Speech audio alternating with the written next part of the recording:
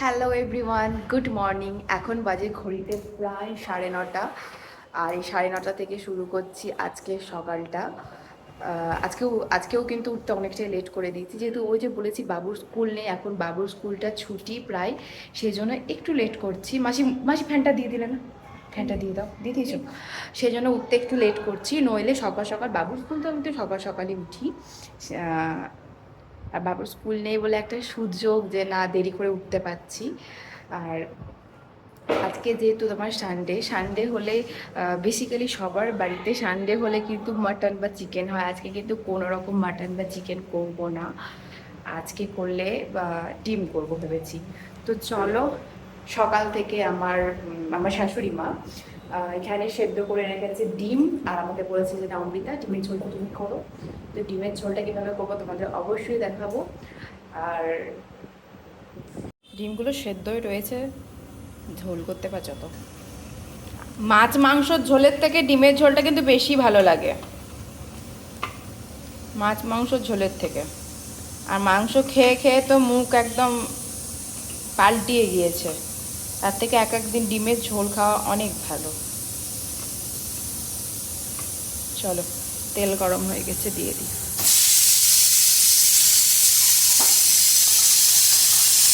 কাজ চলে যাওয়ার মতো হয়ে গেছে।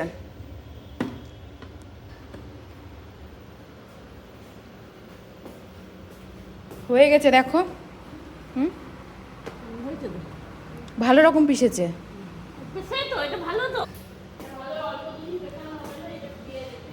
দুধের দুধের স্বাদ ঘোলে মেটার মতো তো কাজ চলে যাচ্ছে।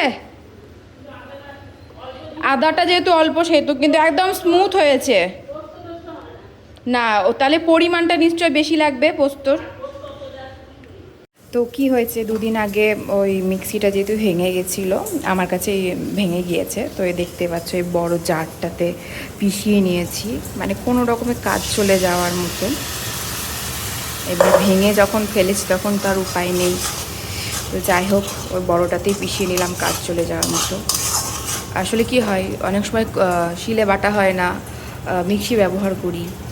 আর শিলে বাটার যুগটাও ধরো চলে গেছে, তবে বেসিক্যালি শিলে বাটলে না কি হয়, শিলে বাটার রান্নার টেস্টটাই কিন্তু আলাদা। দেখেছি শিলে বেটে যেই জিনিস রান্না হবে তার স্বাদটা কিন্তু দ্বিগুণ পরিমাণে বেড়ে যায়, তাই না? তো এখানে করে নিচ্ছি ডিমের ঝোল, এই যে। আর এক সাইডে বসিয়ে দিয়েছি ভাত, আর সেরকম কিছু নেই। তো দেখো এখানে কিন্তু আমার ডিমের ঝোলটা প্রায় হয়ে গেছে। আর এই যে ছিল ধনে পাতা, কিছুটা ধনে পাতা দিয়ে দিয়েছি। তোমরা দেখবে ধনে পাতা দিলে কিন্তু ডিমের ঝোলের মানে যে স্বাদটা তার কিন্তু দ্বিগুণ বেড়ে যায়, তাই না? আর একটু লঙ্কাও চিড়ে দিয়েছি, কারণ একটু ঝাল ঝাল না হলেও খুব একটা ভালো লাগে না। তো এখানে আমার ডিমের ঝোল রেডি, আর ভাতও প্রায় মোটামুটি হয়েই এসেছে। আজকের মতো রান্না এখানেই সমাপ্ত। কালকে তুমি জল ঢালতে যাবে, হ্যাঁ? তাহলে অতগুলো ঘট নিয়ে গেলে কিন্তু হবে না।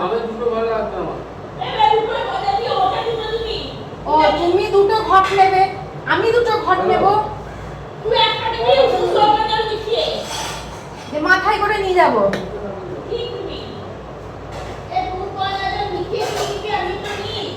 একটা ঘটেই না, একটা ঘটেই স্বামী স্ত্রী মিলে দেওয়া যায়, একটা ঘটেই যথেষ্ট। দেখবা কোন দিন না আমি ওর মাথায় জল ঢেলে দেবো। এত বকাই না, এত রাগাই না, আমি কিন্তু ওর মাথায় জল ঢেলে দেবো, ওই জলটা ওর মাথায় দিয়ে দেবো একবারে। তো এই যে রান্না কিন্তু আমার প্রায় হয়ে গেছে, কমপ্লিট, পুরো রান্না কিন্তু কমপ্লিট। এখন বলছে কি বেগুন পোস্ত করো, না বেগুন পোস্ত খাবো। তো দেখতে পাচ্ছ বেগুনগুলোকে সেই ওই কি বলে টিকটিকিটা ইঁদুর যেমন হয় না, সেই ইঁদুরের মতো বেগুনগুলোকে কাটা হয়েছে। কি হবে বেগুন পোস্ত।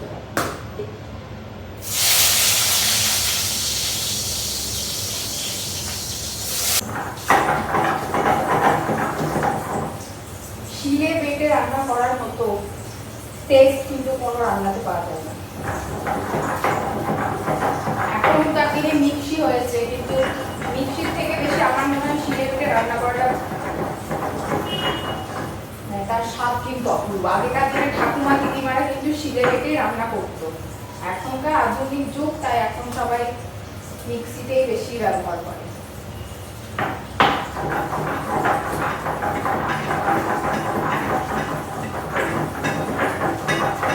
তার উপরে বিভৎস গরম, এই গরমে আরো বিরক্ত লেগে যাচ্ছে।